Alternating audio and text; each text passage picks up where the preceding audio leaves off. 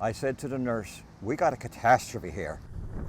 A sunny summer day at the Whitburn Medical Center turned upside down by a teen with a serious head injury, teetering on the edge of life.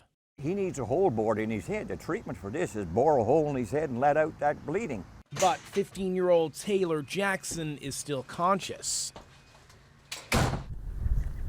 July 16th, 2010 started with far less drama. Jackson had been out on his field of dreams near his home in South Dildo.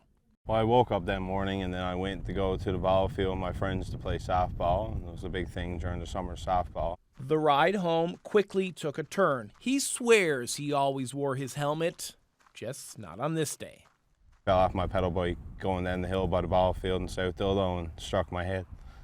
Happened so quick. I had a bad bleed on the side of my brain, fractured my skull, didn't really know it. And I rode home, and then my aunt brought me to my nan's, then my nan brought me to Whitburn. By a stroke of pure luck, Dr. Paul Patey happened to be working here in the emergency department that day. The St. John's-based family doctor enjoyed retirement by doing locums around the province. This was a Friday midday. There might have been three or four, but I was the one on call in emergency. I was doing a 24-hour shift at the emergency department.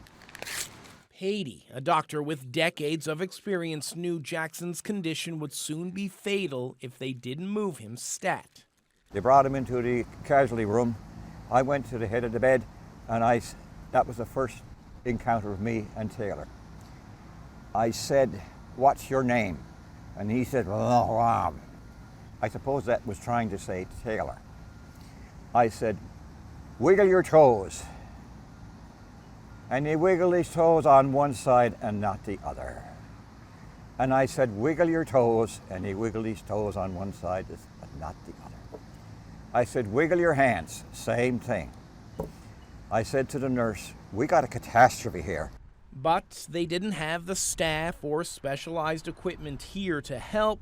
They needed to rush him to St. John's. Before leaving, Patey gathered supplies. Now we're going on the way to get him in the ambulance. And as we're going out the door, I say to myself, the poor boy, he's got all that way in the van, in the ambulance, and nobody to bore a hole in his head. And I said, get me a drill. But on this side it's squat by this great big clot. Patey explains that there's only so much room in the skull. Bleeding like Jackson's could crush the brain and kill him. Jackson finally goes unconscious, so Patey asks a paramedic to pull over. Using a scalpel, he opens up the scalp. And I made a really strong, deep cut right down through the bone, right down across the bone, up here. And then I said, "Andrew, pull it apart." And Andrew put his fingers in, pulled it apart, and I took the drill and put it against the bone, pulled the trigger, and didn't take long. You make a hole in that, just partway through. The bone, the skull has got a firm layer, a loose layer, and a firm layer. So I went through this, and then I went through that, and then I took it out, and cruddy old blood started coming out, like cranberry sauce. With one problem solved, they've created another. They've got to get him to the hospital in St. John's before he bleeds to death. These days, Jackson is all smiles. With his wife, son, and stepson, he enjoys activities that were almost taken from him back in 2010. Really surprised me because a lot of people in these actions, especially that happen in these circumstances, they don't get off scot-free like me. And like there's no side effects with me at all. Like I don't have any health problems, nothing like that. But some people aren't so lucky, especially with this type of injury.